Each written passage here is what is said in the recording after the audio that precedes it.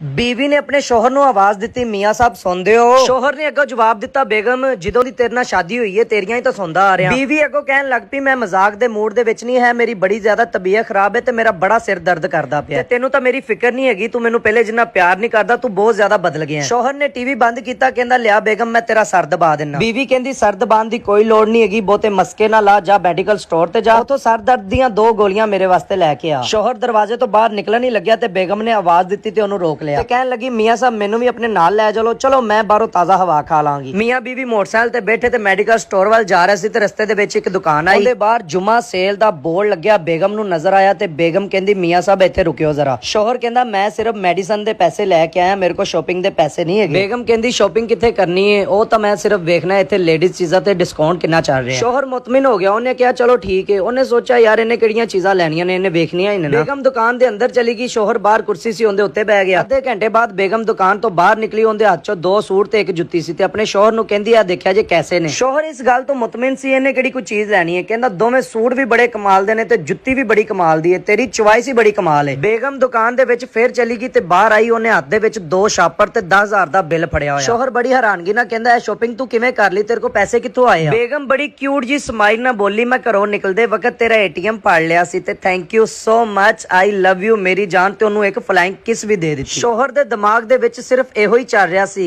ਇਹ ਜਿਹੜੀਆਂ ਬੀਵੀਆਂ ਹੁੰਦੀਆਂ ਨੇ ਇਹਨਾਂ ਦੇ ਦਿਮਾਗ ਦੇ ਵਿੱਚ ਇਹ ਆਈਡੀਏ ਆਂਦੇ ਕਿੱਥੋਂ ਆ। ਖੈਰ ਉਹਨੇ ਬੇਗਮ ਨੂੰ ਮੋਟਰਸਾਈਕਲ ਤੇ ਬਿਠਾਇਆ ਤੇ ਮੈਡੀਕਲ ਸਟੋਰ ਦੇ ਕੋਲ ਜਾ ਕੇ ਉਹਨੇ ਬ੍ਰੇਕ ਮਾਰੀ। ਬੇਗਮ ਕਹਿੰਦੀ ਮੀਆਂ ਸਾਹਿਬ ਇੱਥੇ ਕਿਉਂ ਰੁਕੇ ਹੋ। ਸ਼ੋਹਰ ਕਹਿੰਦਾ ਬੇਗਮ ਤੇਰੇ ਸਰ 'ਚੋਂ ਦਰਦ ਸੀ, ਇੱਥੋਂ ਦਵਾਈ ਨਹੀਂ ਲੈਣੀ ਮੈਡੀਕਲ ਸਟੋਰ ਤੋਂ। ਉਸ ਟਾਈਮ ਬੀਵੀ ਨੇ ਇੱਕ ਤਾਰੀਖੀ ਜੁਮਲਾ ਕਿਹਾ ਜਿਹਨੂੰ ਸੁਣ ਕੇ ਤੁਹਾਡੀ ਹੰਸੀ ਨਹੀਂ ਰੁਕੇਗੀ। ਕਹਿੰਦੀ ਮੀਆਂ ਸਾਹਿਬ ਦਫਾ ਕਰੋ ਦਵਾਈ ਨੂੰ, ਆਪੇ ਸਿਰ ਦੀ ਦਰਦ ਹਟ ਜਾਏਗੀ, ਮੈਂ ਤੁਹਾਡਾ ਬਹੁਤਾ ਖਰਚਾ ਨਹੀਂ ਕਰਾਉਣਾ ਚਾਹੁੰਦਾ।